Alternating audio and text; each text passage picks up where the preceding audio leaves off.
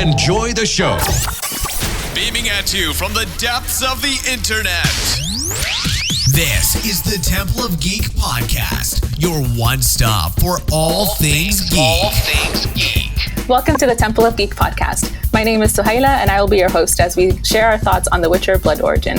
If you haven't finished the season, save this episode for later and come back because there will be spoilers. If this is your first time tuning into the Temple of Geek Podcast, welcome. The Temple of Geek Podcast has been around since 2012 and is hosted by a variety from the Temple of Geek team. Here we cover all manner of geek and pop culture news and events. To our returning listeners, thank you for tuning in. We really appreciate you being here. With me today are two special guests. Welcome to the podcast. Can you briefly introduce yourselves to our listeners and tell them a little bit about you? How about we start with JJ? Hi there. Thank you for having me. I'm really excited about this. I love fantasy, so I'm very excited to talk about this with you guys. My name is JJ. I'm on TikTok and Twitter under Lady Dragon JJ. I talk about fantasy, Song of Ice and Fire, Star Wars, Marvel, whatever looks interesting, whatever looks cool, I talk about it. So yeah, I'm very, very excited for this. Thank you for having me. Thank you for being here. Maria? And I'm Maria. You know me as Call Me By the Same Maria, rebranded to Maria Watches Everything recently on TikTok. I'm also on Twitter and sometimes on Instagram. I also love fandoms. I don't know as much as JJ when it comes to fandoms and fantasy, but I watch it all. Star Wars, Game of Thrones, House of the Dragon. I'm so excited to talk about The Witcher, and I also talk a lot about television too. Awesome. I'm so excited to talk about this show, and you guys are great. I love you guys. I'm so excited to talk to you girls. I know. As for me, I'm also like a huge fan of like sci-fi and fantasy, Star Wars. I've recently gotten into the world of Game of Thrones through House of the Dragon with JJ. And just any like fantasy shows I really enjoy. On TikTok and on Twitter, I am Sue's Theories, so SUS Theories. And I generally talk about whatever shows I'm watching, some political and social commentary in the mix, and then also the earrings that I make based off of the shows. Very nice. Oh, you make them. Oh, wow, that's awesome. Which one yours? Yeah, I do. I don't talk about them as much as I should. But yes, I notice them every time, but I never ask, but oh my gosh, okay. I need to do a better job of actually talking with them. You're great with it. Cool. So let's jump in. What are your initial reactions to the show? Maria, do you want to start? I really loved it. I'm not gonna lie. I love that it's like a show based on lore, and it's just like getting into the backstory of the past of the Witcher universe. I'm not familiar with The Witcher at all. This was the show. Season 1 is like how I got into it, and so I've never read a book. I've never played the video games. So that was like my first initial interaction with the world. And season 2 left me with so many questions, and I just wanted to know more because it teased all this like lore, all the like history. And this show is just like, okay, here's backstory. So I loved it. The costumes were gorgeous. I was obsessed with like all of Merwin's looks. I thought the cast was amazing. The characters were so fun. And I really appreciate like the history. I feel like this was for the nerds. So I really appreciated it and had a lot of fun with it. Okay, so for me, it was good. There's a lot of elements I liked, but it needed more. What I'm trying to say is like I wish this was 10 episodes a season. I think there's a lot of interesting characters. The lore is fun. The visuals are gorgeous. The characters, there's too many characters, only 4 episodes, and they're trying to squeeze in all of this history, basically thousands of years of history and huge events that kind of shaped the world of Geralt in the future in only 4 episodes. That was my problem with it. I was shocked when I heard it's only 4 episodes. So I was just kind of trying to go into it a little bit, treading lightly to understand. And I understand adaptations in fantasy are going to be different. So it's very hard to adapt these worlds. So I just, as much as I enjoyed it, I want more. So it's like, is there going to be a season 2? Or are we going to get part 2 or something? It's just, I felt like a lot was sort of left unanswered. So I wanted more. If I see Michelle Yeoh on the screen, I want more of her at every moment. She for sure, 100% attention. Like, and her character is very like one of those wise but quiet, like quiet and tortured types. You know what I mean? Like, she fascinates me in every role. So it's just like I want more of her. Like, and that's to me is a good sign when a show leaves me wanting more. It means I enjoy. I just wanted more. It just wasn't enough. It was just like converged everything in 4 episodes, which It really stretched it.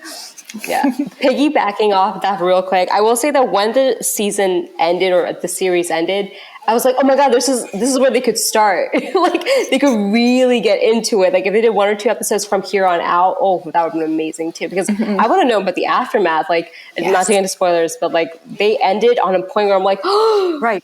this is where like what? So yeah, I completely understand. I want to make sure, are we talking spoilers in this episode or just general feelings? Yes. We're definitely talking spoilers. Okay, gotcha. Okay, great. So feel free to dive in. Them ending on the conversion was such a tease. I was I like, know. There was a lot going on, like convergence, and then you had Ayla being pregnant with a half magical baby. Like, the show ends, and I'm like, well, what gets me is like whenever like humans and elves are introduced and they're like, who are you? And then cut. Like, what? This is where like we need to see these interactions. That's what I'm saying. Like, it just didn't have enough time for you to like get to know like in order to build good fantasy, you have to feel immersed into the world. When you drown it in an exposition and your characters don't have enough time to actually interact, create conflict, you know what I mean? Like you don't spend enough time together with them. Like at the end of the day, do I care? Like, I mean, I care about Francesca Mills' character. Like I want her to be okay. Is she fine? You know what I mean? Like, but it's just for sure. Like I was talking to my husband, who's a major Witcher geek. Like we're talking like major. So the video games are basically based on the novels. That's how this world got popular. The Polish author sold the rights to Sony, I think. It doesn't matter, for very cheap. We're talking like $10K. Nothing. Wow. Nothing.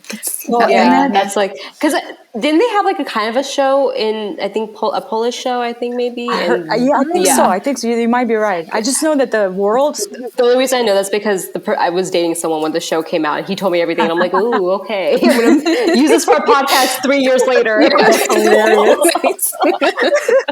So, I mean, like the whole world didn't get popular until the video games. That's what exploded the world. And then people started reading the novels, and then the author had issues with the gaming company because they made like a ton of money on it. So, and then Netflix did The Witcher with Henry Cavill and all that, but they seem to be diverging a lot from the lore, from what I understand, and listening to him talk about it. They seem to be kind of taking their own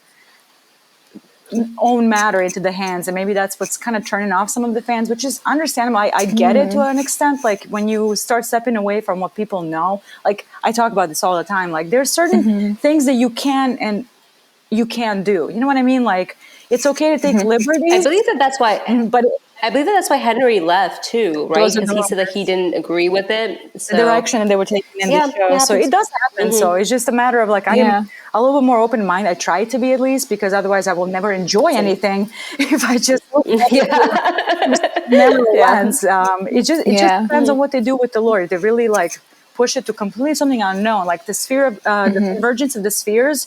It's like a historical event that's described in one of the novels, like a cataclysmic event where the world sort of split the universe and everything combined together. Monsters, elves, humans all started living together. Like on the show, obviously they describe it with, what is that black rock with the symbols on it? The monoliths. Thank you. Yeah. The show, like they reference it very casually and very surface level. So this is like the details.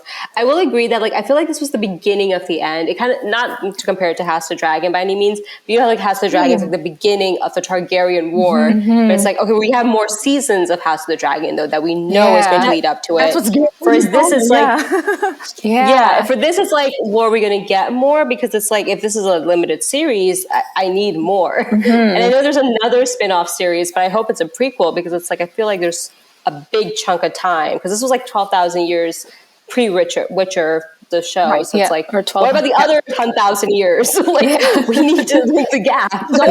Fantasy worlds, they cover such large spectrums of time. Even like Tolkien's Legendarium, like when you start reading, like when you get into Silmarillion and all that, and like this is like tens of thousands, potentially millions of years. No one knows the definition of that because time is irrelevant when you don't have a measure of it in a fantasy world. So for me, this show I think is just like a little snack before The Witcher itself. That's what we're going to say. I think that's and I think it suffers because of that, because he wanted to converge so much. You have like how many characters? I took a screenshot of the cast. For a 4-hour show, I shouldn't have 2 screenshots of notes of characters. Yeah. So many characters. Yeah. I really did not like it. We have our notes too. What was the point of Mervyn, the puppet princess or empress of the? I did not like that. Okay, I'm glad you brought that up. Pointless character. Just stick with one of the maidens. I will say, even though it was like, only 4 episodes, and I'm selfish, I always want more. Like, if you were to have given me like 40 episodes, I would have been like, I want more. I would watch it. Right? Always. As long as there's like lore and world building. The one thing I will say that they did pretty well is they did have really complex characters, and all of the characters that we did meet, even if we only got to see them for like 1 or 2 episodes, which I mean is half of the show, but even if they had kind of smaller parts, that's like 50% of the show. But even if they had like, a small amount of screen time, we still like learned a lot about each character. But like you said, like there is a lot that they kept out, but in terms of like, I think they were just setting up a story that is then going to be used in The Witcher, which is why they condensed it so much. And they did leave a lot of peripheral stuff out.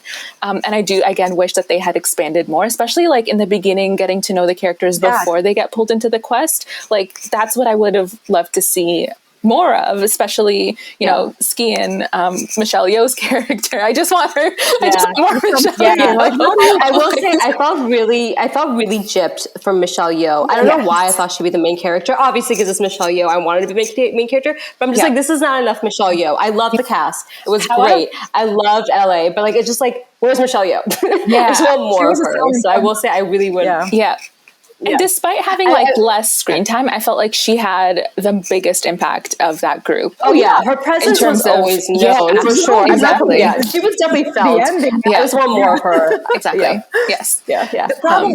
So I was thinking about this. Sorry, go ahead. I was gonna say, like, to kind of piggyback off of what you said. Because it's 4 episodes and there's a lot of interesting characters. The problem that you have when you have 4 episodes is when they meet each other. All the conversation is expositionary, so they're not having organic conversations with each other. All they're doing is just spewing information about the world, the lore. No one is having an organic conversation, so it's very hard to kind of relate. Like, for example, Fjall and Eile should have had way more conflict, because the romance happened really too fast for me. It was way too fast. Like, I'm the enemies to lovers. It was like enemies to friends to lovers. It was like one episode. The first episode right away, they had to like start working together. They were enemies for like 0.2 seconds. Yeah. The trailer teased it, like they're fighting and like she's grabbing his arm. I'm like, what am I saying here? This is my jam. That was like within the first 40 minutes. That was the end of it. I'm like, I want to believe that these people are so in love when she's literally doing Anakin at the end. No. I want to believe. Okay, that explains why I was so invested, because I was just like in tears by the end. I'm like, oh, that's why, because I'm a sucker for this show.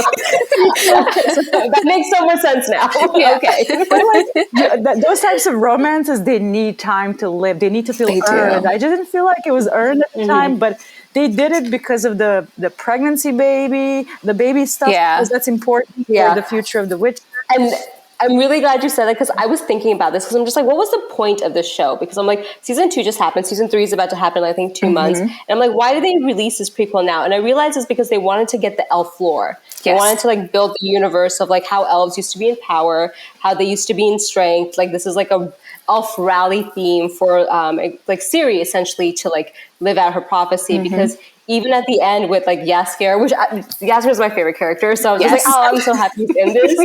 And he's just like, wait, what does this mean? And she like Minnie Driver's character ends on the fact that, because I can't remember her name, Minnie Driver's character ends on the fact and advertised like one of the like I know. I looked that up because I'm like, why is Minnie Driver in this? Like, why she was barely in this? But she ends it with saying like, this is to remind the elves like where they came from. I'm like, oh, that's why the show was made. So I feel like their point was I think they like pigeonholed themselves by focusing on this, and that's why they get into the lore and get deeper, because they're like, oh, this is like an elf rally show. So it's like, okay, so that's their intention with the show. What was the blonde girl name? in the beginning. The one, Ithilien? Which blonde girl? The mage or the princess? the young one, the one that has The little girl. I can never pronounce that name. Oh, that girl. So she's super important. Yes. She's actually a character. The seer, right? Yes. The Yeah. Well, prophecy. no. The Ithilien. Yeah. The one. I can't read. I'm yeah. And I'll get it. The one that like sees the Second. prophecy Correct. essentially. super important, and she's actually a lore character. Like that's how she's actually mentioned in the book. Oh, she Yes. is? Okay. She basically has incredibly powerful prophetic visions, and she sees the end of the world, essentially. Right. So, seeing basically the continent or this world engulfed in what is known as, in their world, as Ice Age, literally the whole world covered in glaciers and ice, killing all the humans, and all you have left is elves. And not just any elves, specifically those of elder blood, ties into Ciri. Okay. Yeah, because Ciri's elder blood keeps being brought up in season 2. Yeah. Okay. So that's what I was thinking happened is like for them to get through season 3, they needed the lore, but they couldn't just do it as exposition. That the way that they did in season 2, they did mention the conversions of seers and the wild hunt, and there's also like the story of like the elf who falls in love with the man, that's human. Right. It's called Laura. Laura Doran. Laura Doran. Exactly. Aile kind of equivalent because of the baby she has is magical. And is that the ancestor of Ciri? Yeah. She's the ancestors, right? Okay. Yeah. Okay. Yeah. So, and I will say this because like I was rewatching season 1 like right after I finished this, and it's like I think the season 1 did a really good job. And JJ, you can like add more because you have more knowledge about the book series and the show. I'm sorry, and the video game. But like I think the first season did a really good job establishing characters.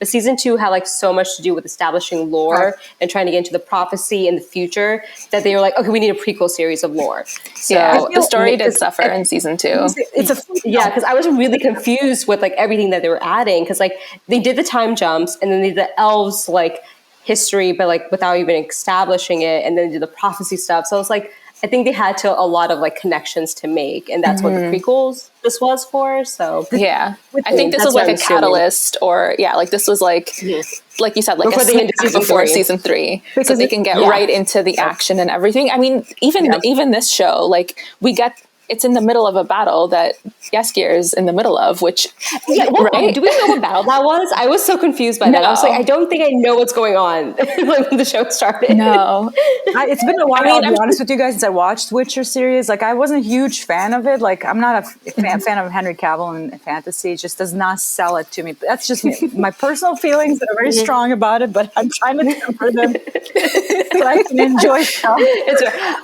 I'll admit, I've only ever liked him in Witcher. I don't care for him otherwise. Right. So I was just like, he's okay. He's fine. I liked him season 1 way better than season 2, and it's because I didn't think the whole him and Yennefer thing was that important or big. I was like, oh, this is just going to be a fling in season 1, and we'll get it over with. There's no chemistry there. Whatever, who cares? But like, and then season 2, she's back, and I'm like, wait a minute, they're like a whole thing. They're setting them up. And that was a lot. This grand couple, like they're very like casual, and like when I was watching my husband play the video games, because I do that sometimes when he's doing that, they were just have a fling once in a while, they meet, have fun. That's the extent of it. It's not like a great love of my life, bane of my, no, it's just thing that they have. And according to the guy I was seeing whenever I saw The Witcher, he told me that Yennefer doesn't come in until the second season. So I'm like, okay. Because like it's a series, right? The Witcher video game is a series. Right. So I think she comes into the second series, second season. I don't know what video games are called. I don't know video game words. But like, imagine the second video game she comes in. Second generation. Season 2 of the video game. Yeah. Ciri, I will say, important character. In this entire universe, she is like super magical. Like I think of her as like those prophesized Targaryens with their magical blood that saves the sort of the equivalent. And I feel like the main mage of this season, I can't remember his name. Bad guy. Baylor. Thank you. Yeah, like with his chaos magic, I'm like, is that like a tie into Yennefer? Because I'm just like, chaos magic was brought up with her, but like because I didn't know mages were a thing back then, so I'm like, oh, okay, there's a tie with elfish power. I don't know. Yeah, a big I will say, To me, Fionn, even though like we got to see him as the Witcher for such little time, he felt more like a Witcher to me. Like, I don't know, in terms of what I think like a Witcher is supposed to be like there's that like intensity and almost like feralness to him when his eyes go dark that like I didn't know that I was missing from Henry Cavill until I saw Fionn. Good word. A little more. There's a different energy about the Fionn character because he just there is that like loss of control. Almost turns into like a beast. Like, yeah.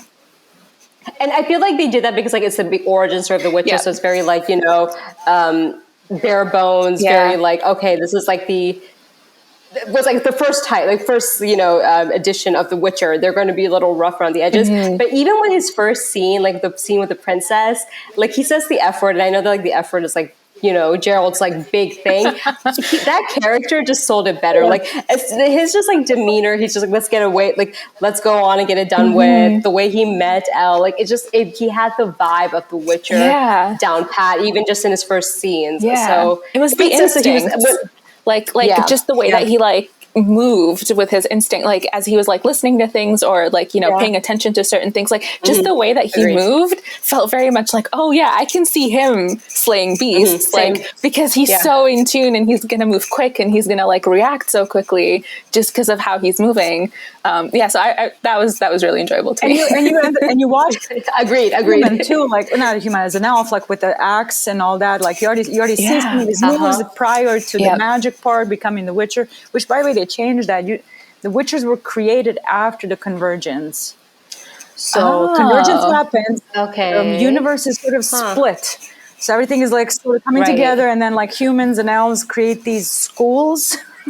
And then they like basically these elves or humans through these tests, through like almost like human experiments kind of thing to create these warriors. Oh yeah, because like that's what they do in season 2. They talk about that a little bit in season 2. Yeah, different schools. So is season 2 more towards the lore of like the video game and the book? Yeah. Okay. I would say so. Well, I wonder if this was like they don't quite count him as a Witcher. I know that like if they're changing the lore, maybe the way they're getting around not really breaking it is being like, oh, he doesn't really count. But then like now that he's sort of an example, they're trying to recreate that, but with humans, and that involves a whole different set of trials or something maybe. Or like use it as a footnote to other because it feels like this is almost like new material essentially 100%. To the existing one. 100%. So they're trying to like adapt it into what we already have established. That post-credit scene. That was the reveal about Jaskier. I was like the reveal about Jaskier. At first, I was like, "Oh, he's gonna sing the song," and then I sat with it for a second. I'm like, "Wait, he has elder blood? Like what?" And so, like now I'm curious. I was so confused. Now I'm curious. I'm like, what are they? Because Jaskier's always been my favorite character, and I've always been afraid that he's just gonna be a bard and that they're gonna get rid of him. But now it's like, okay, well, now that he's got elder blood because through that whole lineage. What are they going to do with him? Because now the potential for him to get like an even bigger role. Because season 2, I think maybe not quite half of it, but a good chunk of it, he just wasn't there. And that's why that season he was doing his own thing. He was doing his own thing for a while. Yeah. I know he's a main character in like the video game, so I feel like they're going to maybe expand on his character. I hope, because he is my favorite as well. So I hope that they build on this. I'm not going to lie. Like when the show started, I'm like, is this the beginning of the episode? Like what is going on? I was so confused. And now he's like a big deal. He's elder blood. He's like the bard that's going to tell the story. And I'm like, where does this fit into the world I know? I'm so confused as to where they are in the Witcher series timeline. And we're not even season 3 will be interesting. And we're not even talking about this confusing part that's going to come after season 3. Like, what the heck are they going to do with Henry Cavill and Liam Hemsworth? Let's not even get started about that. That's what's throwing me off. Like, is this going to be a brand new Witcher? Like Geralt dies, maybe goes away. Maybe. I saw a tweet today. Okay, that makes sense. I saw a tweet today, but I haven't verified the source. But it said something along the lines of like, the season 3 is actually as close to the lore as they've been so far, and that they're going to give Henry a really like epic send off or something.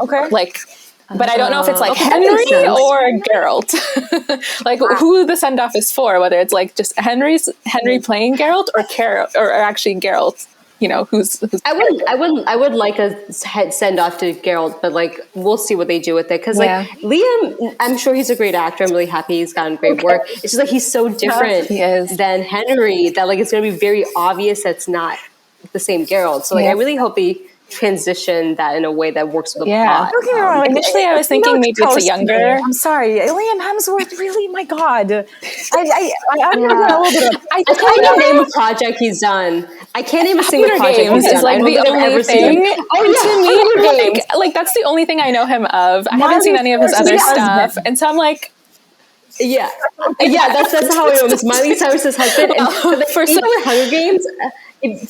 Even with Hunger Games, I'm Team PETA, so like I don't even know him. He didn't have like I don't even remember his role very much from the Hunger Games. I don't think it was bad, but it wasn't like super compelling to me. No, because again, he's like in the last two, I think. Gale is a legit competition to PETA for Katniss's affections. He's way darker. Yeah. He's sort of broody. Think of like the tall, dark pants and the archetype and all that. And like Liam Hemsworth give me nothing. Just give me that. And I'm like, that's when I'm like, whoever's cheering for Gale in those movies, like red flag. I don't understand it. No, I feel like they only kept him in because of what happens to her sister. Yeah. Like, I feel like they would have just written him out entirely if he wasn't so core to what happens to her sister. The missed opportunity for the casting. Yeah. Freaking Ryan Core is done with House of the Dragon, and he's like lighting up internet. That's I'm still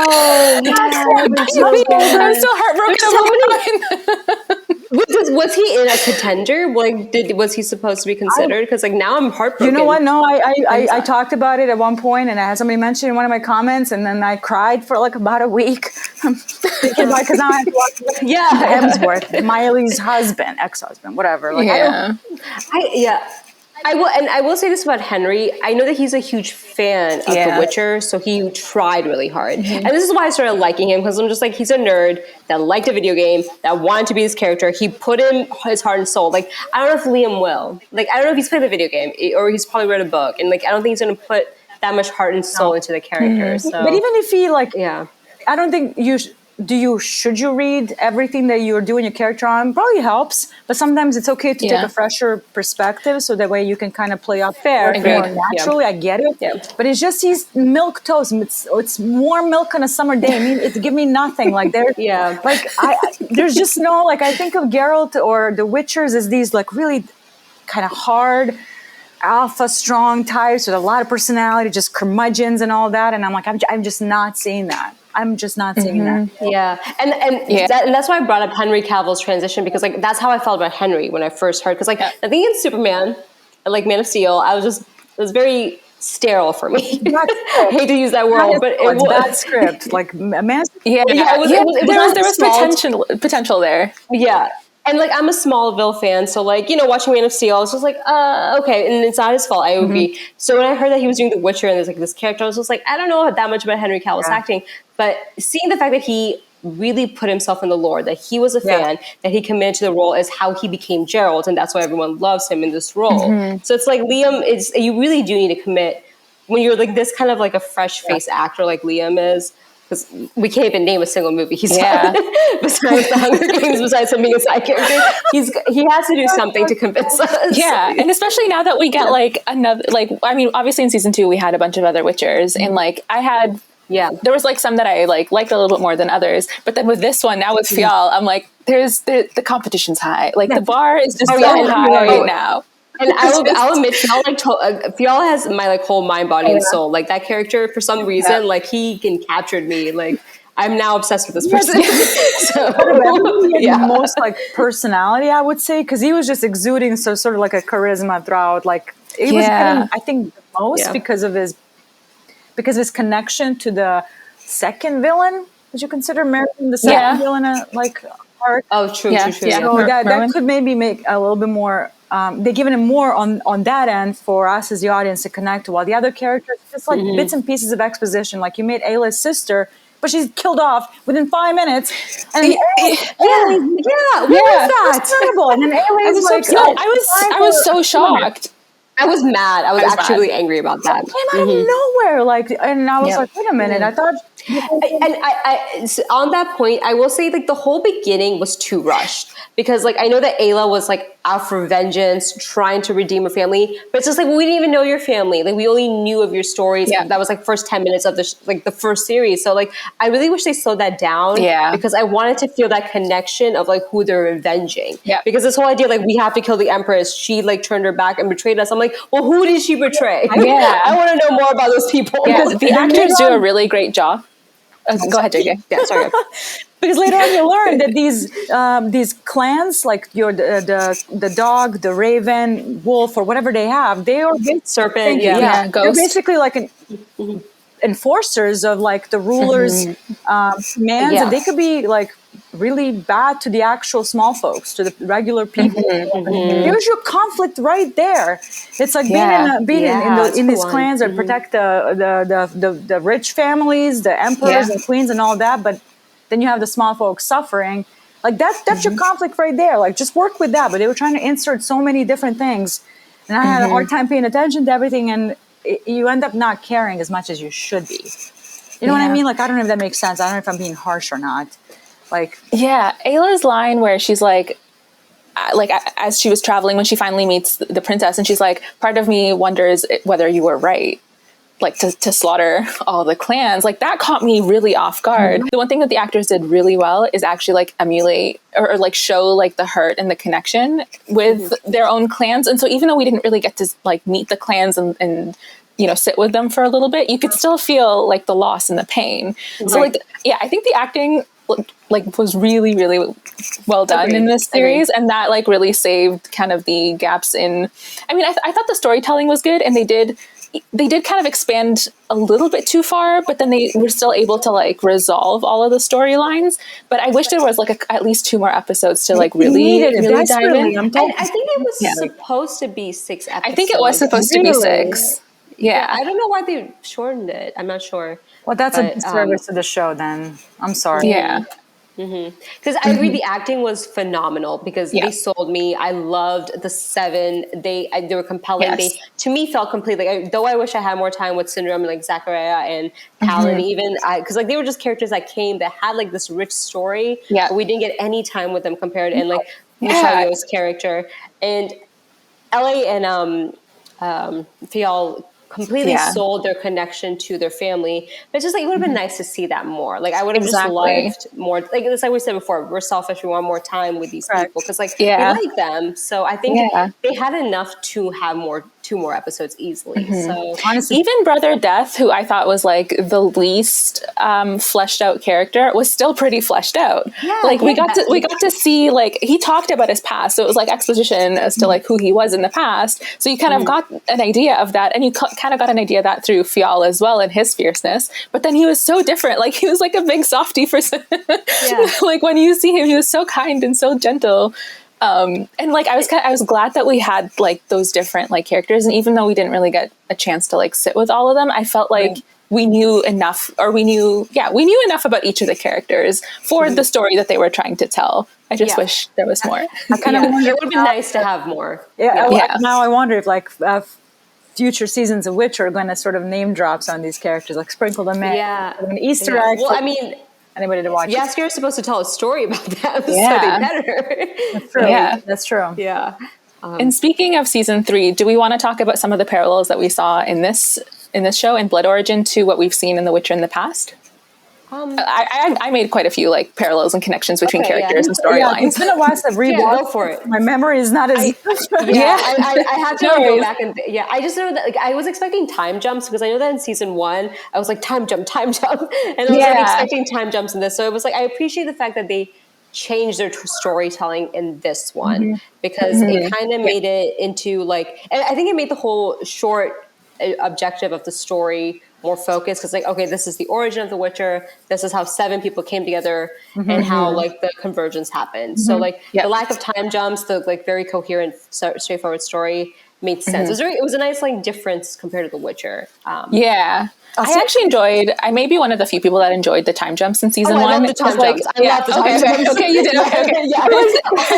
I'm not hating on the time jumps. I love time jumps, but like I was like, oh, this is different. It's fun, you know. Yeah, and that's why season 2 fell a little bit flat for me because I didn't quite get enough of the lore, and then the story itself was progressing a little too slow without getting all the answers. But some of the parallels that I saw was what's happening. What the elves in Witcher season 2, what's happening to the elves at the hands of humans is essentially what the elves did to the dwarves in Blood Origin, right? And we get some of that again through exposition from Meldorf of like what they had done to the dwarves, but then even like how the dwarves operated differently. And interestingly enough, the elves now in season 2 of The Witcher are all about like, reconnecting with the land and like, and they were the ones like living off the land, which like they were the ones that deviated away from that. The other parallel that I saw was Jaskier with Ayla, the Lark. The two of them being like, which I thought, like, after we got the reveal at the end, I was like, oh my God, it makes so much sense. But both of them also being like reluctant and like to, being pulled into big storylines and being like reluctant to do so. So that was like a couple other ones. Do we want to start talking about like diversity and some of the like really important like parallels to the real world that we saw in the show? This actually like works with what you said with the dwarfs parallel.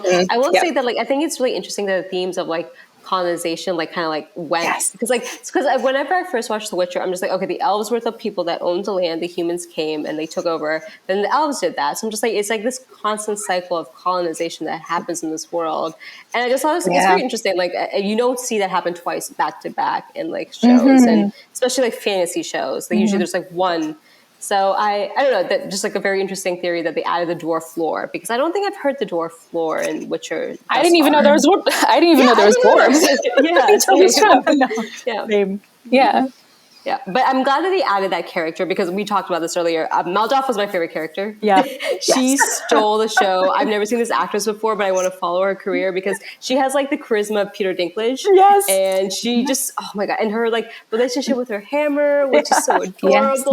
Gwen. Oh my God. It was I think she stole the show for me every time she was on screen. I loved her. She was my favorite easily. I would say Fial and her have like the most like just personality oozing out of those characters. So plus when she enters the house and you hear like sometimes not it's also good. Like for a moment, like let me see it, but also I'm not a huge fan of blood and gore, like and guts being spilled in front of me. I get I don't like it. But you can imagine her in that house behind the she was so cute. The last guy flies out the window.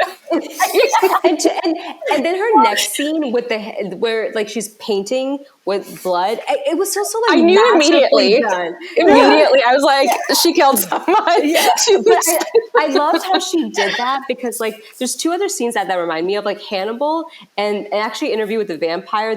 They actually did this too, where like spoilers for Interview with the Vampire, but like Claudia, one of the characters, she writes with blood, and like she does it, and like she gave me Claudia vibes. So she's like, it's blood and gore, but in such an artistic way. Yeah. So I love that the show approached this very like violent scene, but in a very beautiful way that she's painting with it. So it's and she's like telling her backstory. So it's like, a gruesome scene happened. She just like did something to someone, but she's just painting. And it's a very like good way to like establish the fact that something bad happened, something bloody happened, but we're not going to show it in that gory sense. We're going to show it in another way. So I really like the artistic very approach of effective everything. Storytelling, very effective. Yeah. You leave it to your audience's imagination. You trust your audience to understand what's going on. Like not everything has to be spelled out or shown to you. Kind of. Yeah. I was actually surprised with. Don't get me wrong, there was blood and there was like stabbing and all that, but it still wasn't as gory as I thought it would be.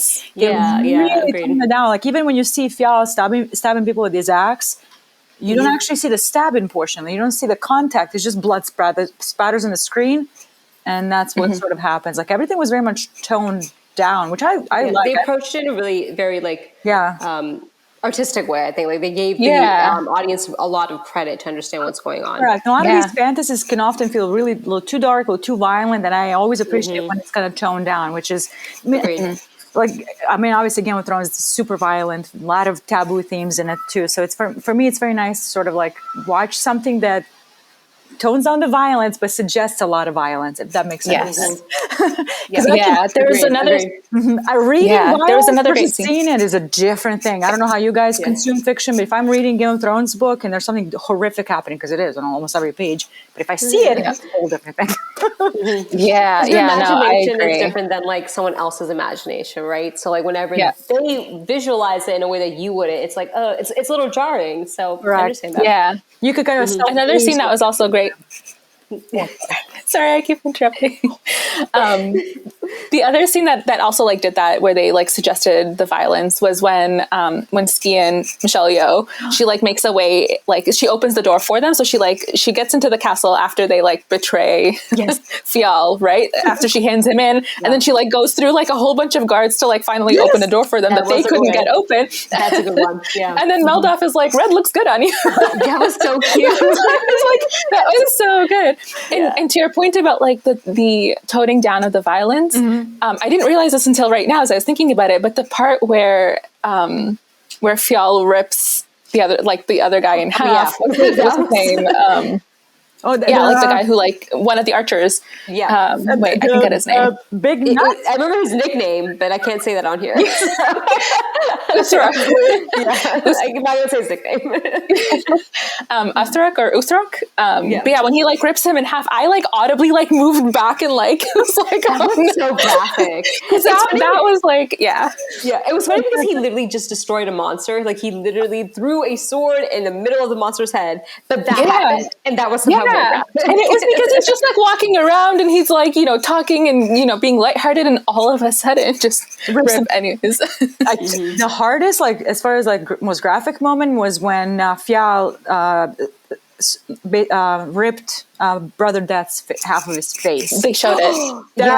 They zoomed in too. They zoomed it in. Like that took me out, because everything else up until that point, all the smashing and the hammer and the axe and the sword play was very like, you see blood, you see people dying, but it's still not like grossing me out. That one actually kind of did one of these, but and I thought he died, and I was like, me too. I was so heartbroken. And I was like, especially because like that he was a love interest of Syndrome. So I was like, oh, he's done. No, I was like, no. And then you see him later on, and he's got scars, and he's She lost her brother, so it made sense that she kept her lover.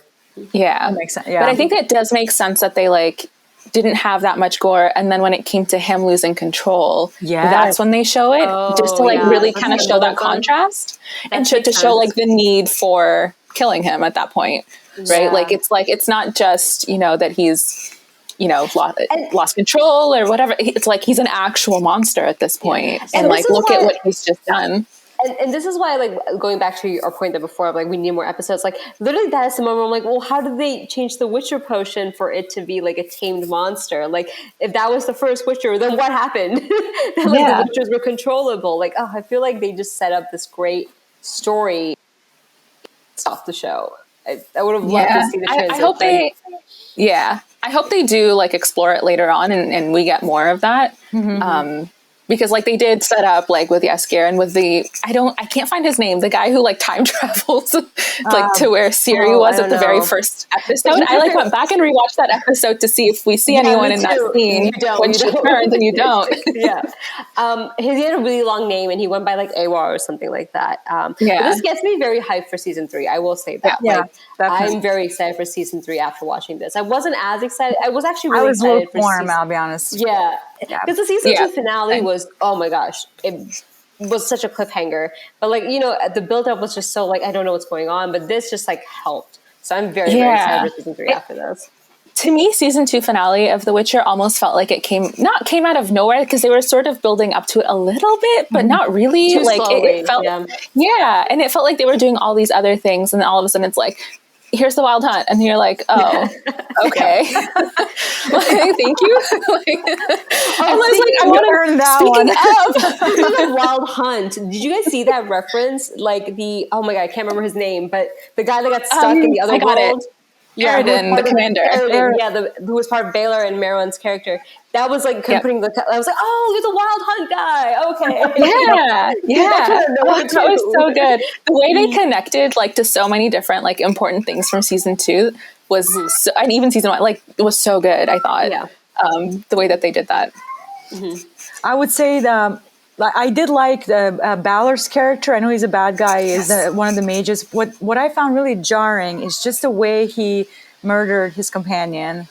I don't know who the deaf actress is. Which character she plays? Is that her name? The character's name was Fenric. Fenric, yeah. She's a mage as well, right? I think she was his apprentice or something. Okay. Yeah. Even though, like I said, the show did not explore enough of relationship dynamics for you to like sort of get fully invested, but like I almost felt like there was some sort of a deeper connection there, and all of a sudden, and I was like, wait a minute, like I know he's a bad guy and all of that, but like the way he stuck up for her too, like they seem to have like a thing too, where they're like, and the way she badmouths Merwin. I feel right there. It was a very like father-daughter relationship, and that's why whenever I think like also I don't know who the magic lady was that he was talking to, like the voice that was in the other land. I don't understand that. Like, I don't understand the source of the magic, but she's like, oh, you have to lose something that's close to you or that's within you, and that was her. I was just like, okay, so there's like a deeper relationship, and you could kind of tell because of like how they were, and then I knew he was gonna do it, but like I still wasn't ready. Yeah. It was a Thanos Gamora moment. It was like for you to get this, you have to sacrifice. It felt very rushed, which tells me he cared. Like it's not just like a blank villain of just like, oh, I'm a bad guy, I want to take over the world.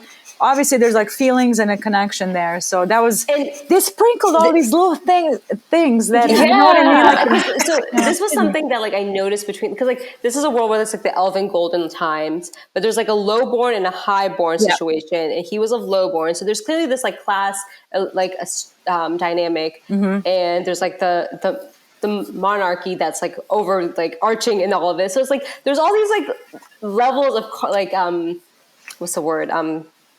Complexities within this like universe. So I'm just like, you could have established it, understood it more. We could have gotten into like the lowborn, highborn more, because like he was talking about how no one's going to ever respect him because he's lowborn, and I was just like, well, let's get into that more. Like that was a very good like conflict that they could have easily established, even at the first episode, and then like kind of did what they did in first.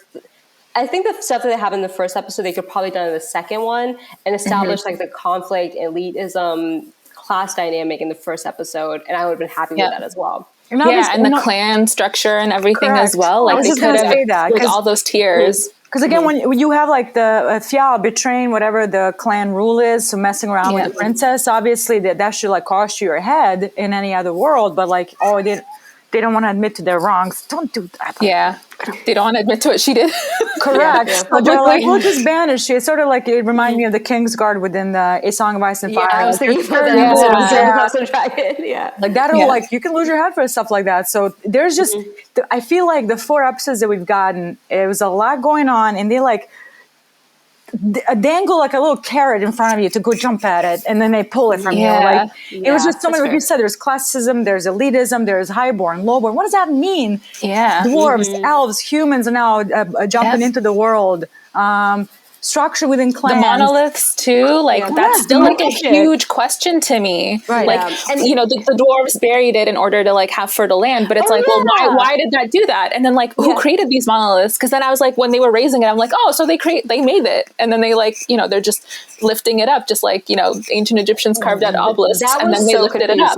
And that's what caused there beforehand, though. When you think about it. And that's what like led to the monsters, like the beasts coming in. So I'm just like, okay, so why would the dwarfs make that? Like I needed more. I was so confused at that moment. But the thing is, I'm not even sure that the dwarves made it. They only, like, all Meldolf said that they did was bury them. So I don't know if they made it and buried them, or they just buried them. And then, you know, the elves took them out and then resurrected them. And it's like, and how does this technology work? Like, where's the how does that magic work? Like, I wanted to see more of like, what's his name? Sindril's work with the monoliths and like what he discovered, and how is it that he's discovering it? Is it because like that knowledge was lost, or this is like alien knowledge or something that's been there since the beginning of time? And then he's just discovering what it is. Just like in season 2, didn't really know what it was until, I forget what his name is. The Yennefer's other love interest. Oh, that guy, yeah. And until he started like experimenting and working with them. Yeah. But for him, it's like it's lost knowledge that, existed. And then he's rediscovering it. And then it's like, is that the same thing with Balor, or did it, And I was thinking about that because I feel like the Witcher's universe is still like building, because like this was like a building, so I'm just like, maybe because like I was like thinking about, I'm like, I don't even know how magic works in this universe. There's elves and they have elf magic, there's mages and they have chaos magic, and then there's dwarfs and they have magic, like, so I don't know where magic started. So like I feel like they're still trying to figure it out. That was my biggest issue with the Witcher world on Netflix in general. Like, for believable fantasy, you have to set up the world from the get-go. Like, that's going to involve a little bit of exposition and all of that. I get it, I understand it, I don't have a problem with it. Most fantasy requires some exposition. They sort of just like throw in little bits and pieces here and there, and then we end up all confused. How does this all work? Was the like you said, monolith? Why would elves create the monolith that could potentially tear the universe apart and destroy their own world to bring in other monsters and humans? That it gets convoluted. And speaking of worlds, what other worlds? Like, you're telling me there's a world just of humans, there's a world just of elves, there's a world just of beasts. Like, what? Like with the spheres. And then like what about them? What happens there? And none of that was just tell me everything. So many questions. I asked my husband, I'm like, how does this work in a book, this convergence? What's the actual language? He's like, it just says it happened. It was a cataclysm. Okay, great. At least I got to see some cool, like, CGI of like, I love that. I really love that. So well done. It was very well done. It looked really cool as hell, like the world splitting out in the sky. And I'm going to say also that the wide shots, like the greenery and the landscape, very Lord of the Ringsy and sort of New Zealand. That was gorgeous. Every time they expanded on the journey itself, especially with Fjall and Ayla. It was shot very well. Like, I would say like the costumes was like one of my favorite things. I think like the whole world building, aside from like the storyline, like it was very well built. But like, we just need some, like, we have a lot of pockets of information that we need, but they did a very beautiful, the aesthetic was wonderful. And the costumes, Merwin's costumes, I kept every single time I was like admiring. I'm like, what does it look like? Not that I sew and not that I know anything about like clothing or whatever, but I'm like, it just looks so good. Every single outfit she wore, it was so good. She was giving Clone Wars Padme. Like, I was just like, that one outfit where she's like, it's like her Empress outfit whenever she comes out and she like this like the little flappy thing. It reminds me of like Padme's one outfit where she's like backless, and her the Anakin talking about sand scene. It's like that outfit. It gave me that. I'm just like, this is Padme's like outfit somewhere. So, and you know what? I would really appreciate. I'm not a fan of Merwin, but I love her closet. I will say that, and her makeup artist. I'm not a fan of hers.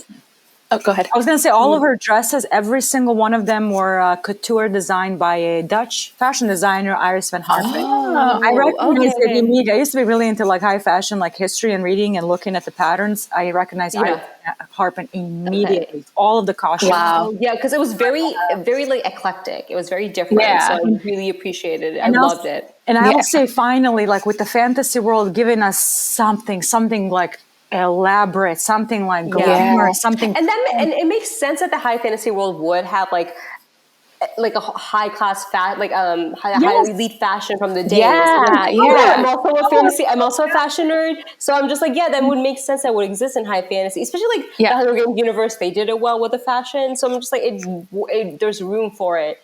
And the way she built it up with her hair, and like the makeup, gorgeous. Everything head to toe worked for her. The makeup and in the armor as well, with the armor, beautiful and the perfection. 10 out of 10, because to me it's always been like a negative point, and like at least in the Song of Ice and Fire world, they want to make the show look so serious, so they're going to drain the color out of it. And when like in the book, everything is so explicitly and detailedly described in such a detail, rich velvets and purples and reds. These dragons are cobalt blue and emerald green. Everything which makes sense for like rich elite colors, because in history, that's what you see. You see violets, you see purples, so like royal blues. So I appreciated that aspect. Like fantasy, give me something, give me color. My God, color.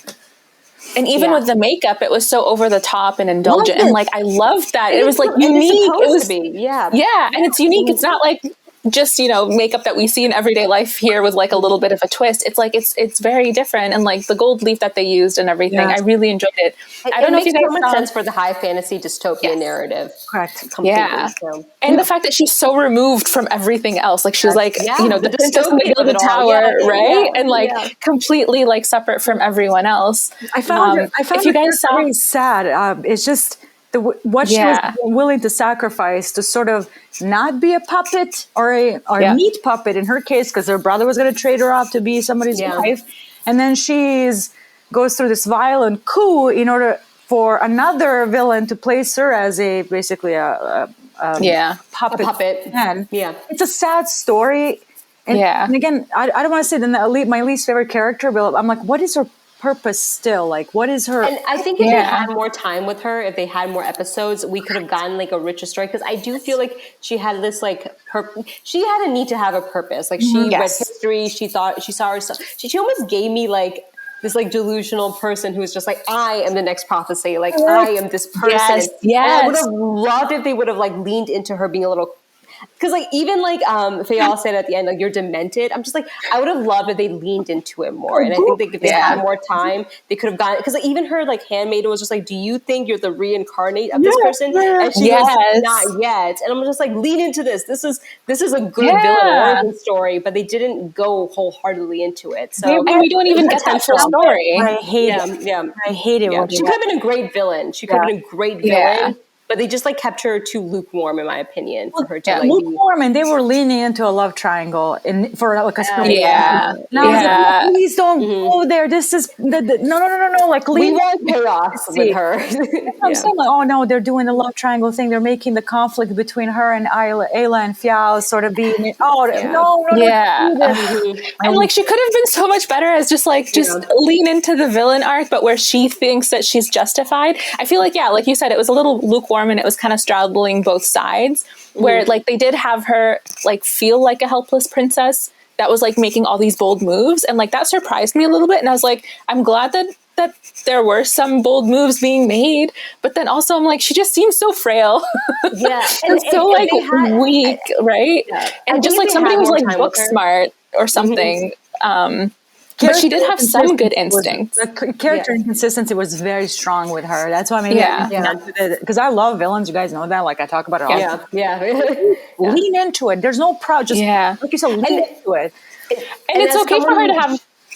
Sorry, I was as someone who loves villains, I saw a lot of potential in her villain origin story. But I felt like they had so much to do in 4 episodes. So if they had like 6 episodes, they could have had her gone from frail princess to scorn lover to complete villain. In those 6 episodes, but they didn't. Like she could have been delusional with her love too. Like it just they had the potential. But can you imagine time? If at some point she realizes, so I did all of these atrocities to not be a meat puppet, but I'm also a puppet again. And that, like I never see like she's smart having that realization. It could have been like the complete 180 for her, right? So that when she's making moves, like how are you going to go against a chaos magic? Balor, like how are you gonna you're not like what is the plan here? What are you trying to do here? Install yourself as a god empress of this continent? Like you can't because you have another villain that's way overpowered. You know what I mean? That's sort of the arc villain at the end. I was just very confused by her placement in the story. I feel like it felt weak in general. It felt weak. It's almost like I feel like what they were trying to do, right? At the end, what is Ailey gonna do? Ailey. That's what I'm saying. Basically, Mervyn was her end of her narrative. That's what she was, and that's her villain. That's her conflict right there. To avenge the clan, to avenge all the stuff that they do against the people on the orders of these monarchs and all that. So it was a lot of confusing storytelling, a lot of confusing characterization. So. And they could have cut out half of the cast and just really focused on like a small core group. I think or give us more episodes. Or give us more episodes. Give us more time. They could have given us 8 episodes. We would have been fine with that. It would have been. Just do a full series. Like I'm trying not to binge TV as much anymore. I want to really like absorb it, but like I was just going through this, not even for the show. I just couldn't stop. I'm like, where's this going? Like I want to see the convergence itself. Like I know that's what's coming. I want to see it visualized. Yeah. It was worth it. That part was a nice payoff. So yeah, I think with Merwin's character, they were trying to kind of present her as somebody who is out of touch. Like she thinks she knows, and she's smart, and she thinks she knows, and she is capable of making decisions. Sorry? Lannister. That is literally you just described the But she could have been Cersei Lannister. She could have been Cersei Lannister, but they didn't do it, and that's what makes me mad. That's frustrating. But I'm glad she did take the cowardly way out in the end when she was like actually faced with actual resistance. So does Cersei Lannister. So it's like it would have worked with her characterization.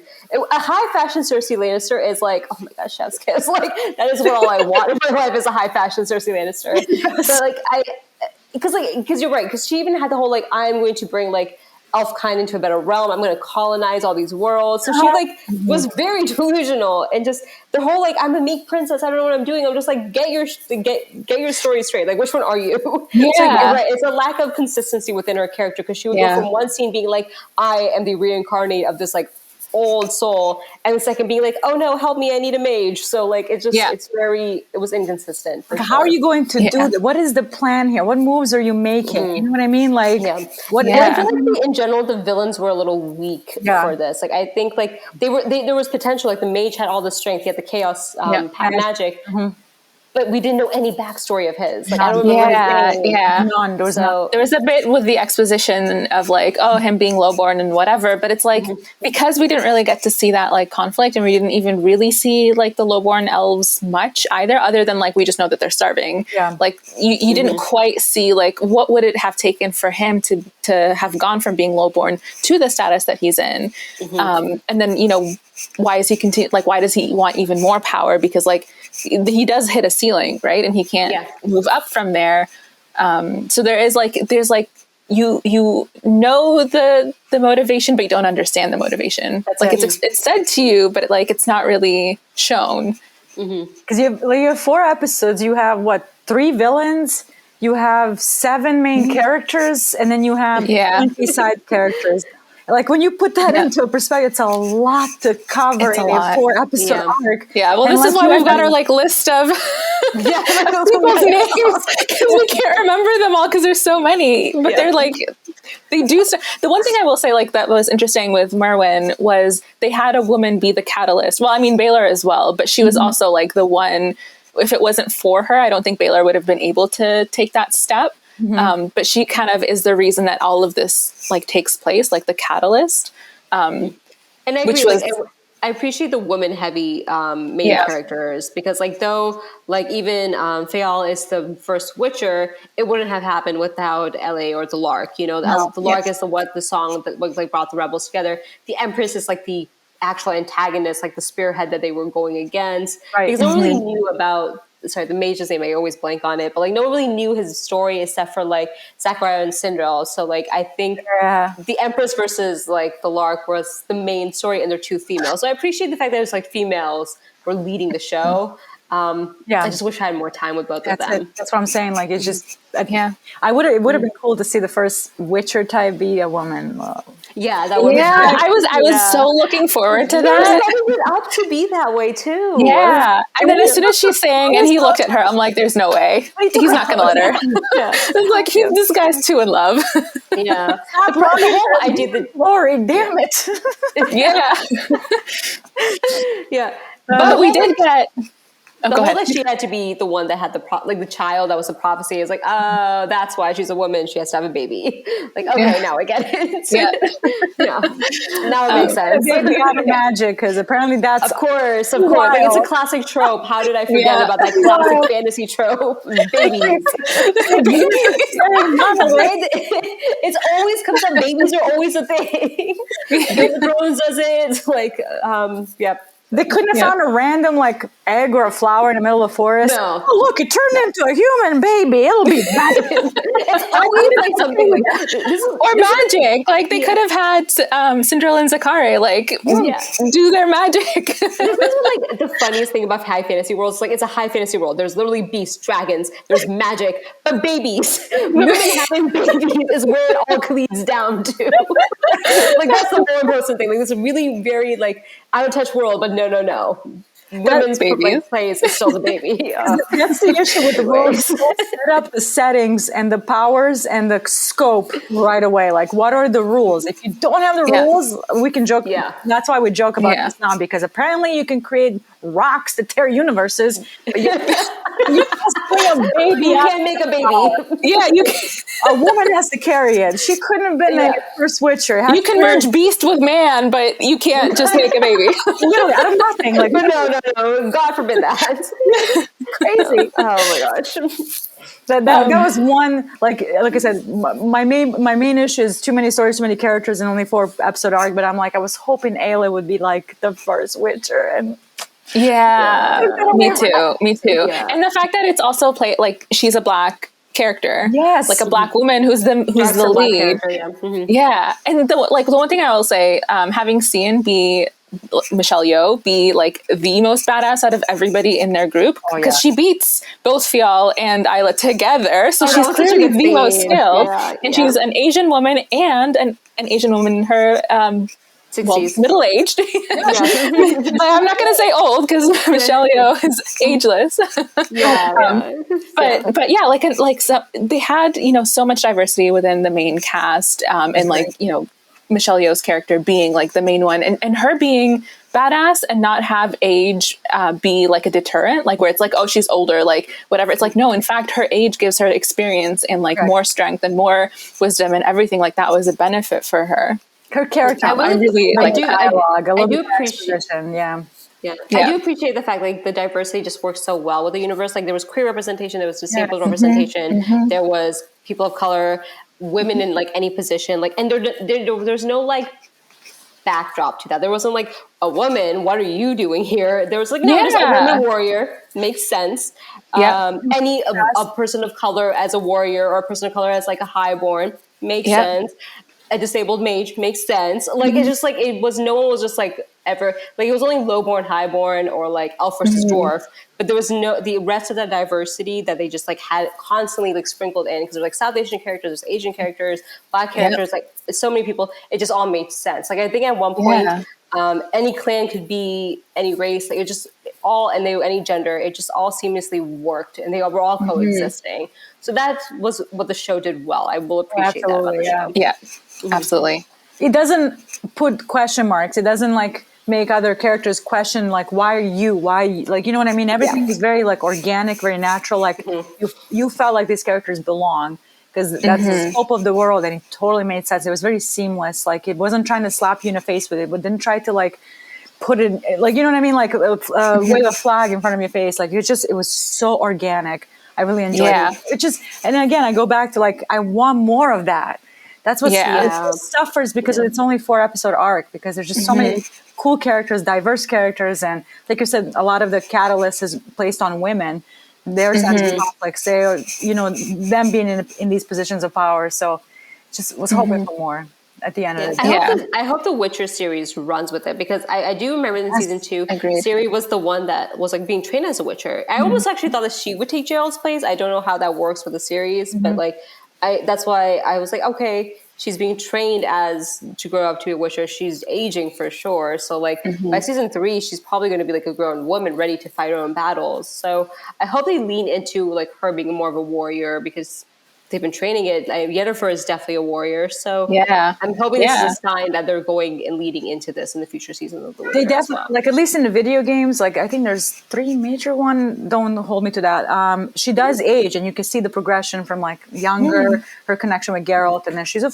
grown woman in the last game, and quite a bit of a badass, and super important because her blood is tied to this prophecy about the world ending and Ice Age or something like that. So she is the character of the story. And they're trying to push Geralt as the main character, him and Yennefer, which they're literally just supplement characters. her. Yeah, they're the guardians. They're like just there. They're guiding her like that. Siri is the story. So in the grand scheme of things, I'm hoping that the focus, like especially after Henry leaves, because it's going to cause a lot of rift in the fandom. I have a feeling with the fans because he's a fan favorite for this role. So if they shift it out to Siri, I think it's going to ease off some of that blow when he leaves. So but I do and I feel like the world for being very like women power heavy, you know what I mean? And not in a way that's patronizing, not in a way that's like, again, waving a flag in front of my face.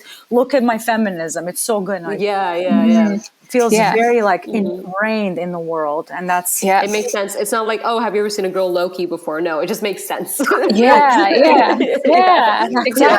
Exactly. Yeah. Those like, those like, I guess dimensions of diversity or elements of like those characters, like what was unique about them in terms of diversity wasn't the thing that like made the character interesting. Like their love interest wasn't what made them interesting. Their gender wasn't what made them interesting. Like that was just part of their identity, and it didn't like, you know, change, or like the disability, like that was just a thing that the character had, and it wasn't like a defining feature or something that like they pointed to hold them back, or it's like, oh, like you can't run with us, or you know, like that was never it. And that's something that I appreciated about season 2 of The Witcher as well, is Ciri, when she was training and everything, they kept like talking down to her because she was a princess, not because she was a woman. It was because she was like this, like, you know, exactly. It's like, oh, you're a princess, you think you can do all of this, and it wasn't about her being, you know, a woman or being young. That makes sense, especially if the world has conflict within classes itself, and classes and races, dwarves, elves, and which we see now with this prequel.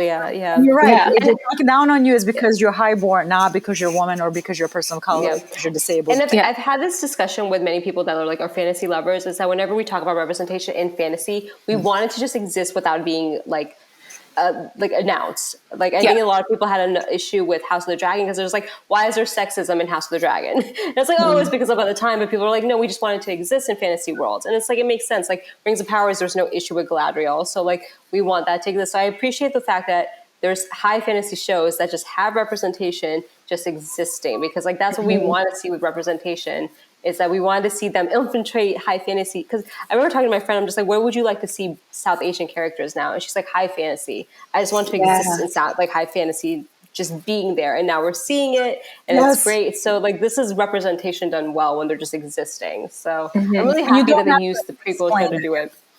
Yeah, exactly. Yeah, it doesn't have, exactly. Like it doesn't need to be announced. It doesn't need to be the focus of the character. It doesn't need to be the thing about the character that makes them interesting. They just like, happen to be. Yeah. And like other like genres of shows, like dramas or like, you know, rom-coms, it could be a thing. But like in high fantasy, everything is just like, it's literally make-believe. Like could be anything. There's dragons, there's magic. Correct. So why would you talk about like race right here right now, you know? This is our time. One thing about Ryan Condal, when somebody asked him why are Valerians black in this universe, he's like, because they are. And that was the conversation. That's it. That's enough. That was one of my answers. Like this was a year when I was talking about the House of the Dragon, when I found that Steve Chassan is headlining House of Valerian, and I'm like, because they cast Steve Chassan to play. Exactly. I remember that video. If you want me to get into the lore, I will, and I'm correct. And there ain't a thing you can do about it, because it's it's a fantasy world, and you don't know who his mother is. So suspend your belief. You cannot suspend your belief for that. Are you kidding me? Like, So I'll give Ryan Condal credit on that. So for like literally not explain it, because he doesn't need to be explained. It's got dragons. Exactly. Yeah. That's the whole point of having those characters in high fantasies. Like, so there's no explanation. Like they're just there. They're just there. They exist within the world. So all I care about is that the world itself is defined. What are the rules? What are what's the scope here? Like, what's the magic? What's the timeline? Like, what do we, that is constantly but the characters, all I care about, that the dialogue feels real. It's a lot of issue that I had with Rings of Power. Very expositionary. Like, that's not how people talk. I'm sorry. That's just not how normal people talk. Like, I was the princess at the time when I'm like, no. What did you eat for breakfast? Was it a crappy old cereal? They made you sick all day? Like, that's Yeah, just because it's high fantasy doesn't mean that, you don't have like normal conversations. Like people like live alongside each other. They're going to have those little like small talk or whatever like that's going to happen. Maybe it's said differently than what we were used to, but those sorts of things in conversation exist. That's like the talent of acting. Yeah, there's a talent of acting and writing things. It's like you don't need exposition. Here and there it's fine, but like sometimes you can just convey a feeling in situation just by like the actor. They can do it. Like they can have like backstory without even getting into the backstory. You can write you can get into the writing without it being like a whole dialogue or like monologue more so this is why this is the talent of writing. This is where bad writing actually happens. When people are like, that's bad writing, I'm like, no, bad writing is an hour of exposition. This is why I love Star Wars. They give you a scroll in the beginning. It's just, and that's it. There you go.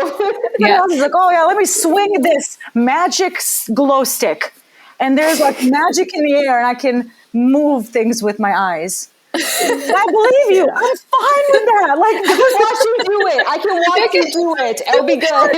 Exactly. Like, I had somebody who posted in my comments. I'm like, oh, I wonder what Daemon said to Rhaenyra at the end of the season. I'm like, can you not tell from the way their body language is what he was telling her about her and what happened the scene before? And like Emma Darcy got nominated for an award just by their acting. Like you can tell what their feelings are. Oh my gosh. Yeah, exactly. The entire time, and literally you can tell when Rhaenyra was thinking what she's gonna do within that story without her saying a word.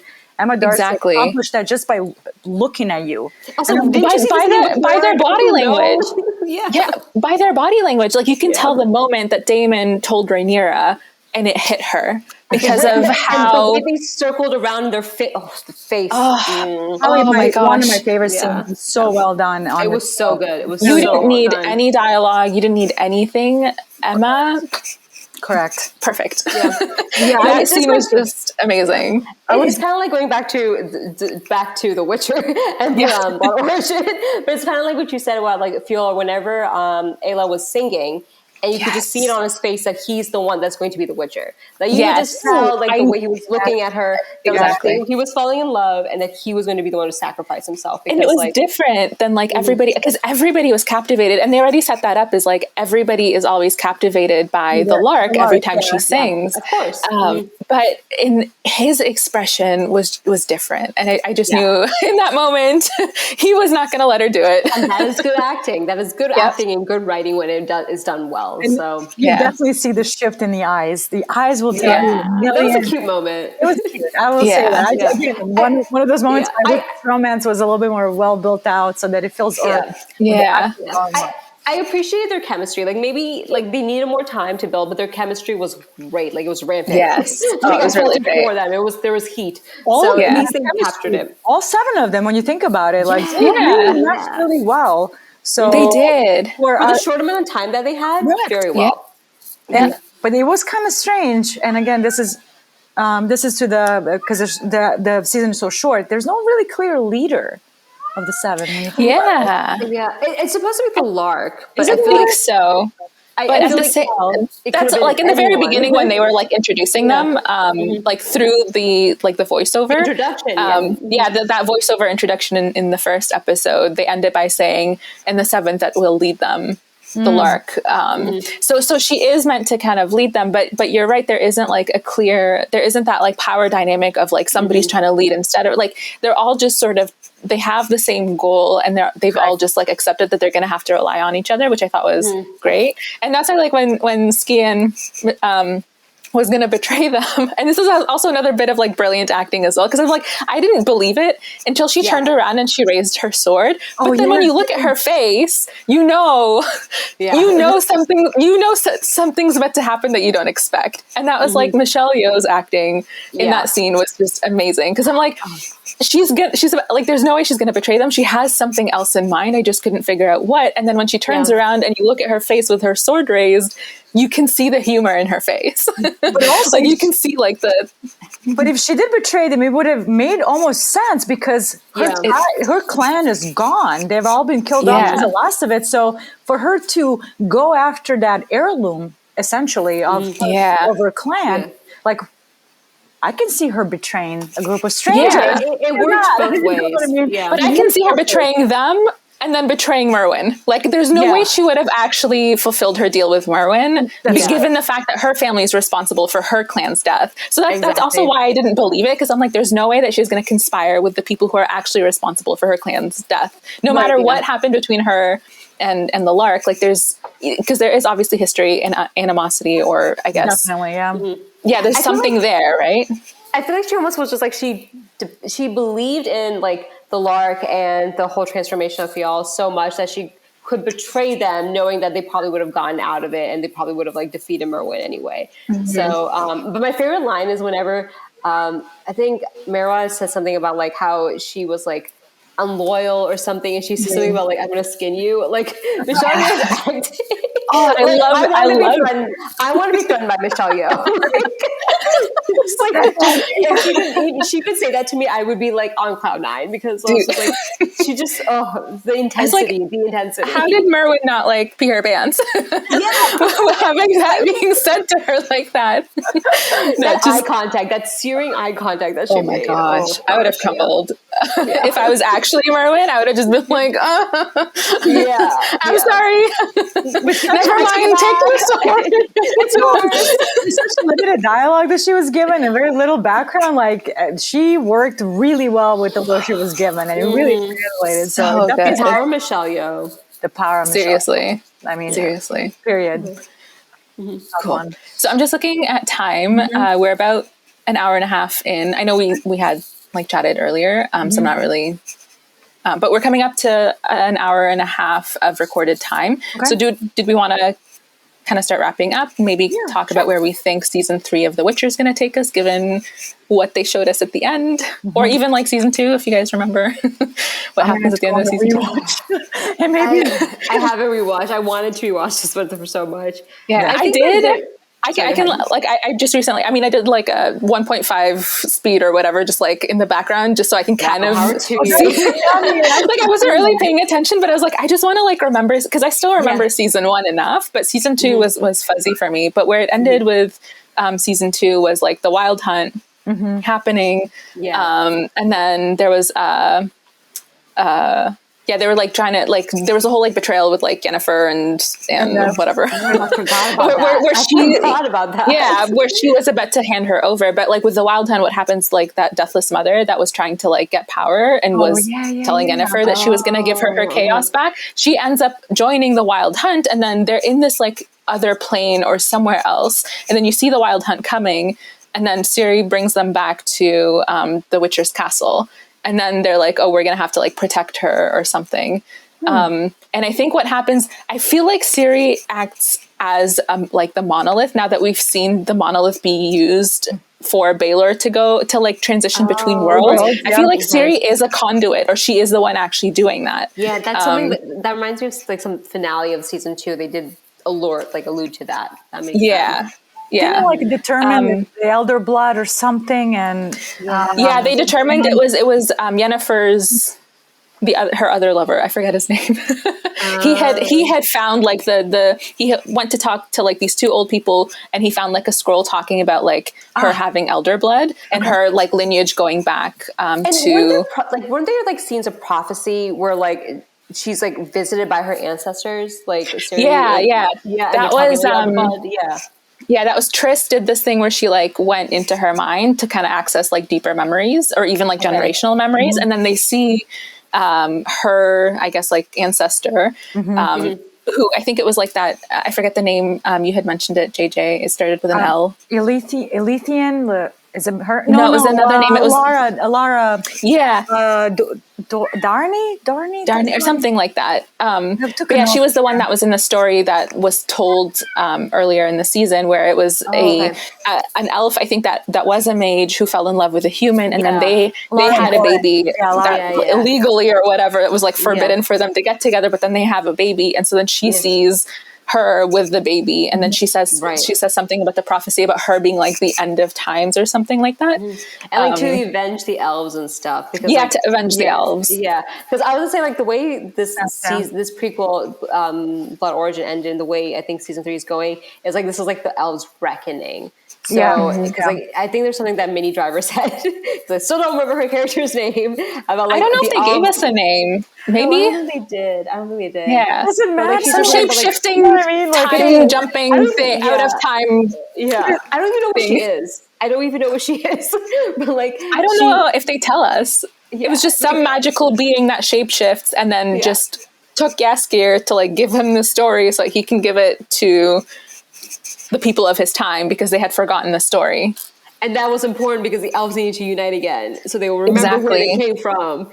And that's where season 3 is going to end. So something about the elves, like remembering where they came from is like what I'm thinking. And it's going to have to do with the Elder Blood. It has to do with Sirius prophecy. And like, that's like all I'm just assuming that this has to do with the fact that like Sirius prophecy and where they're like leading towards the elf revolution is going. But I can't give you anything more tangible than that. No. Yeah. they could end with like Henry Cavill's Geralt sacrificing himself or something like that to send him off. For Ciri, he's their protector in a lot of ways. I don't know. Like they could go in so many directions now that we have some little bit of a footnote with Blood Origin that they can kind of to the season 3. So and season 1 compared to season 2 was so different. Like season 1 had the time jump. Season 2 barely did. Like it was very straightforward. So who knows what season 3 is going to be like? Right. Yeah. The guy who time travels, I feel like, is going to be important in some way because he arrives right at the beginning of Ciri's story in season 1, right? And he's seen at the end. And I don't know what. And I don't know whether he's going to be able to time travel again because the monoliths have changed since we saw them. He brought up to Merwa that like, oh, we can learn how to time travel. So I bet he's like, I bet that was like a symbolism that he's going to learn. So I could see him coming up again later somehow. Yeah, so, he showed up in front of Ciri. Like I think after the episode ended, like she lifts her head up and he's like right there with the book. So they'll definitely tie that into it. Yeah, so he probably might come again in season 3. Right. Yeah. And I wonder if maybe he's going to try to like stop the convergence and there's going to be time travel involved. If there's time travel involved, I'm going to be so excited because I love time travel in shows. Time travel, Because they always do it slightly differently. And like they do time travel well in this show. Like I liked how they did the time jumps in season 1. So like I think they could, if they leaned into their time travel abilities, I think it would be stronger for them to do it in season 3. So, I'm a fan. But I think there's either going to be like Ciri saving the elves or saving the world or her being like the destruction because there's like different ways that they've talked about her. And even the prophecy at the end of Blood Origin, it was also like Jaskier's song, he was going to like bring about like the end or something. And it's like the end of what? Right? Like, cause it's like the time of the spheres. And then, you know, Isla's like Isla's like progeny or whatever was going to like bring about, or it's going to start the song that Jaskier is going to end. And so, I don't like Jaskier, I think is going to have to play a bigger role now that we know he has elder blood, just like Ciri. I don't know if he necessarily has magic or whatnot, but I can see that being part of his charm of like, maybe the reason he's like, people love him so much and his songs, you know, proliferate so well and resonate so well is because he has some magic, right? Just I feel like just like the lark. And like the reason he was able to survive this long too, because like the way he gets these stories is by traveling with dangerous people. Like to a next level. And like when he was possessed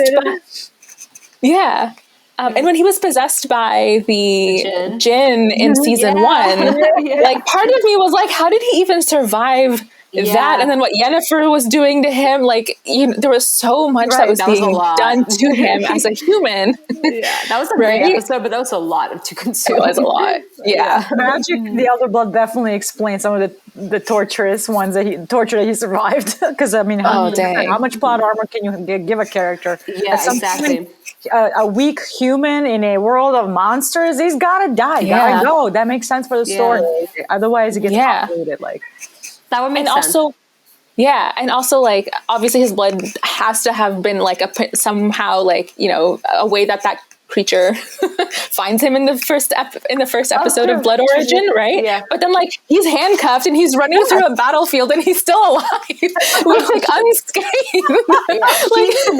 She even mentioned that like everyone's trying to protect him for a reason. So like there's some sort of like importance to his character that like they need to reveal a little bit more. So they could elevate his character a little bit higher, him and Siri, especially to ease off Henry especially Cavill. with like if they're like trying to write out Henry Cavill, like that would make sense if he was more prominent. So I like Makes that. sense. I would buy that for sure, and it's gonna make an easier transition for the fans too. So for sure. Yeah, and I'm down for like getting more of Siri, because like you said, like her story has so much potential. I don't know obviously like the lore, and I haven't read the books or seen or played any of the video games, but like you can see there being so much potential for her character, and there's so much like converging around her that I would hope that she becomes the center of the story moving forward. She is the story. Like as someone who doesn't watch, like didn't read the books or play the video games, she's the reason why I kept watching, was like her story, her prophecy, everything. Yes. Joel's a great character, don't get me wrong. Like it's a fun character, but like he's just there. He's like a fun character to have around. There to kill monsters. He says the F word a lot. It's fun. Like he's grumpy. He talks to his horse. That's his thing. Like, that's cute. It's fun. But like the prophecy is why I kept going. I'm like, where's Siri? Where's she doing? Like, what does this mean? So definitely, I will lean into it more. I have a feeling they're gonna like really lean into the magic portion, which again, a lot of these fantasy worlds try to like avoid the magic because they want to feel human and real. I'm like, no, not this one. Give me mages, give me sorcery, give me world split. Like one of my favorite things is the beast. Like I think I like season 1 so much because like every episode had a new beast. So I love the magic of the Witcher. Give me like I want to feel like I'm not in reality by any means. Yes. Yeah, I want to know what Sindril's book says. All the stuff that was in his book. Like I want that lore, and I also want Yennefer's other lover, whose name I still can't remember. We have known this whole time. I want to know what he discovers, because he's like, oh yeah, the monoliths are talking to each other. What do you mean they're talking to each other? What are like? What? I totally forgot about that. Yeah, and he's like, oh, like they're doing something. Season 2 was a mess. There was so much going on. It was pulled in a lot of different directions. I would probably say watch season 2 before season 3 comes out. Now that like the lore that we've seen in Blood Origin, like I think ties back enough to season 2. I think I'm actually gonna have to rewatch season 2 in like normal speed. I'm not just like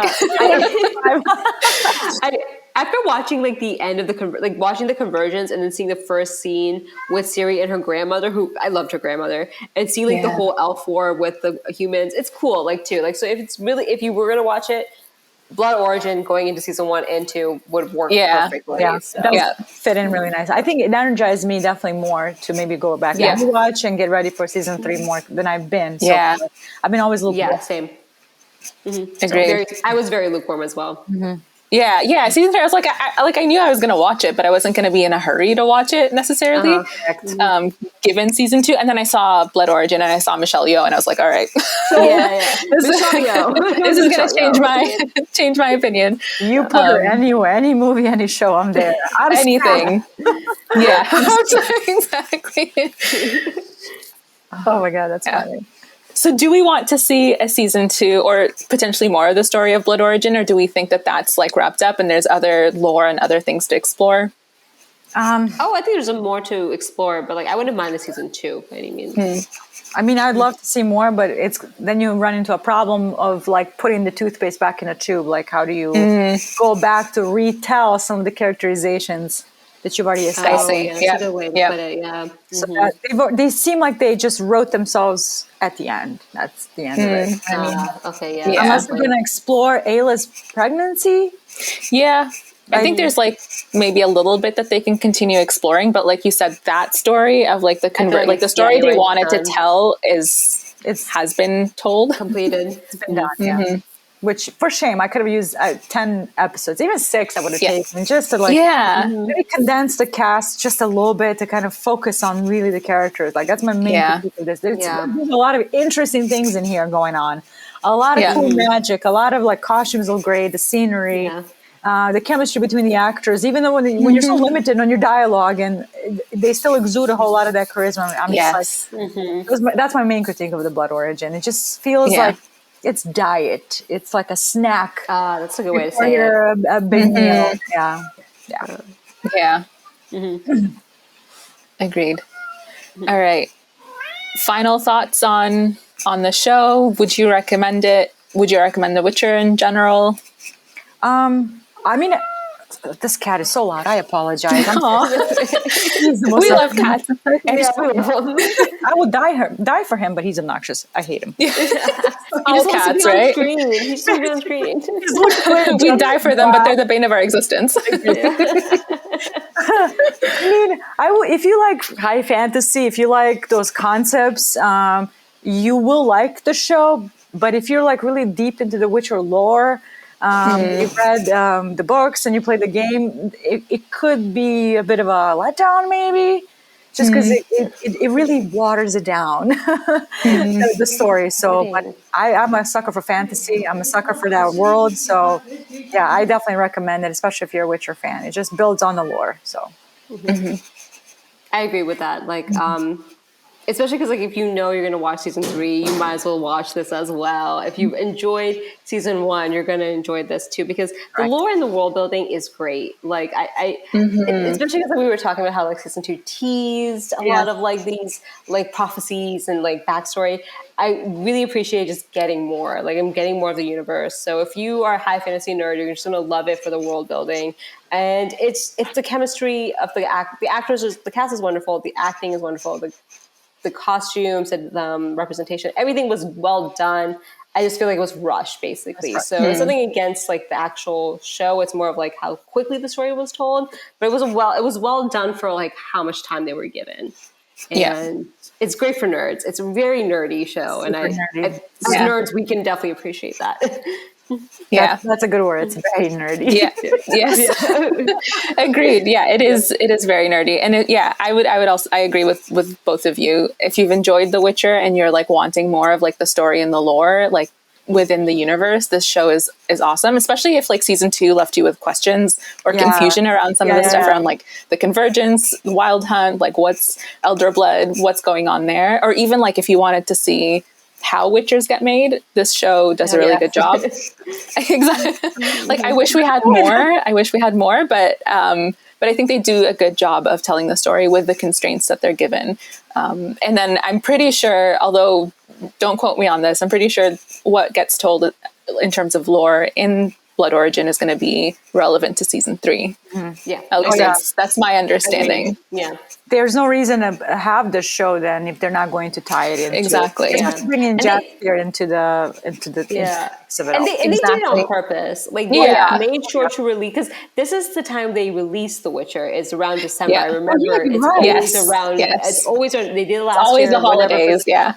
But they didn't do it. They didn't do season 3. They did this. So they definitely wanted to tie into the world that they're building in season 3 that they're building. So they did it on purpose for sure. Awesome. Any other last thoughts before we wrap up? Again, so feel free to like, give your handles on TikTok, Twitter, et cetera, et cetera. JJ, do you want to start? Sure. Again, thank you for having me. This was a lot of fun. I want to revisit this talk with the Blood Origin and the Witcher again once I watch it again, because there seems to be a lot of names, a lot of characters and all that. So, but this was a lot of fun because I really enjoyed the show. I wanted more of it. So, but yeah, thank you for having me. My name is JJ. You can find me on TikTok and Twitter under Lady Dragon JJ. I talk about fantasy, Marvel, Star Wars, anything nerdy, fun, and cool. So yeah, that's my thing. So yeah, and I also enjoyed this. It was really fun. Like I said, I love talking to you girls. I love like nerding out, especially like getting to like the lore and the fandoms of it. I love talking about fandoms, especially Game of Thrones, Lord of the Rings, Star Wars, Marvel, and DC. And then I love talking about TV shows. So if you want to watch me talk about that more and get deep into those talks, follow me on TikTok as Call Me By The Same Maria. And it would be really cool if we did after the season 3 of Witcher came out, if we like came back and revisited this and see how it ties in too. So that would be great too. Agreed. Yeah, that would be awesome. Really? Yeah. Awesome. And I was your host today, Suhaila. You can find me at Sue's Theories, SUS Theories, both on Twitter and TikTok. I do a lot of live reactions, talk about the shows that I'm watching, and earrings. So this is going to wrap up this episode of the Temple of Geek. We want to thank everyone who tuned in today, and especially our guests for being with us today. If you have any questions or comments, feel free to hit us up on Facebook or Twitter by using the handle Temple of Geek. Do you want to check out some of other episodes or shows? Why don't you head over to templeofgeek.com, where you will find all sorts of content that pertains to the world of geek. Please follow us on Twitter at Temple of Geek. Follow us on Facebook at facebook.com/Temple of Geek. And remember to visit templeofgeek.com, your one stop for all things geek. Goodbye. This will conclude our transmission.